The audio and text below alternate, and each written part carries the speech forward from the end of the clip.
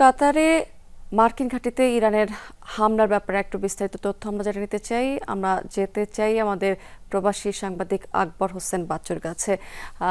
জনাব আকবর, আপনাকে স্বাগত জানাচ্ছি। আকবর, ক্ষয়ক্ষতি বা হতাহতের কোনো খবর পাওয়া গেছে কিনা সেখান থেকে? আসলে আকবর, সেখানকার সর্বশেষ পরিস্থিতি একটু আমাদেরকে জানাবেন। কোনো ধরনের ক্ষয়ক্ষতি বা হতাহতের কোনো খবর পাওয়া গেছে কিনা? জি, আপনাকে ধন্যবাদ। আমরা আজকে যেমনটা কাতারে স্থানীয় সময় ঠিক মাগরিবের পরপরই আসলে কাতারে অবস্থিত যে মার্কিন যে ঘাঁটি রয়েছে সেই ঘাঁটিতে আমরা দেখেছি যে হঠাৎ করে মিসাইল আক্রমণ শুরু হয়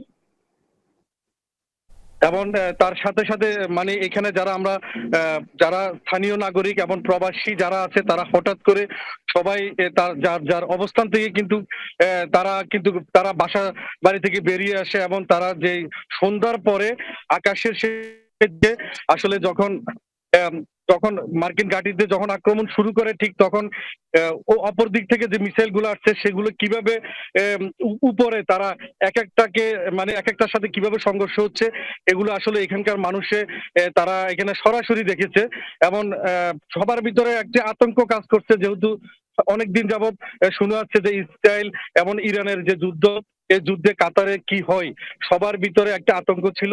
সেই আতঙ্কে আসলে এখানে প্রবাসীরা বিশেষ করে আজকে যখন মাগরিবের আগে এখানে স্থানীয় সোশ্যাল মিডিয়া সহ বিভিন্ন জায়গাতে যখন খবর ছড়িয়ে পড়লো যে বিমান যোগাযোগ বন্ধ করে দেওয়া হয়েছে, অর্থাৎ কাতারের সাথে কোনো দেশের কোনো বিমান চলাচল চলবে না, সেটি যখন কাতার স্বরাষ্ট্র মন্ত্রণালয় জানিয়ে দিয়েছে পর কিন্তু মানুষের বিষয়টা নিয়ে ব্যাপক আলোচনা এবং ঠিক মাগরিবের পরপরই কিন্তু আসলে যখন আকাশে বিকট শব্দের আওয়াজ শুনতে পাই তখন কিন্তু সবাই বেরিয়ে আসে।